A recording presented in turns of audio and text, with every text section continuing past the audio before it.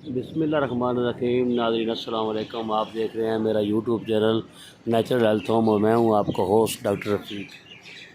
आज जो हम दरख्त ये आपको दिखा रहे हैं ये है जी अंजीर का दरख्त। ये आप देख रहे हैं छोटे छोटे इसके ऊपर ये छोटे छोटे ये इसके ऊपर फल लगा हुआ है। ये अंजीर का दरख्त है जी।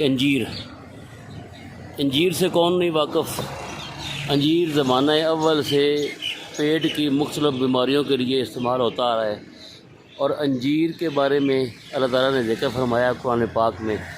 कितनी इसकी अहमियत है, कितने इसके फ़ायदे हैं, ये तो अल्लाह ताला ने इसको कुरान पाक में इसका ज़िक्र किया है, तो इससे अंदाज़ा लगाया जा सकता है कि इसके कितने ज़्यादा फ़ायदे हैं। बाकी अल्लाह ताला ने कोई चीज़ भी फजूल नहीं पैदा की और ख़ास कर जिनका ज़िक्र कुरान पाक में आ गया तो उसमें ज़रूर इंसान के लिए बहुत ज़्यादा फ़ायदा है। ये अंजीर पेट की अमराज, बवासीर, ख़ासकर कब्ज़ और पेट का जो आजकल जो मैदे के अमराज शुरू हैं उन सब में अंजीर सबसे बेस्ट है।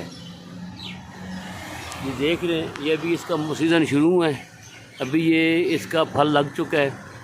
तकरीबन समझ 2 महीने के अंदर इसका फल जो है तैयार हो जाएगा।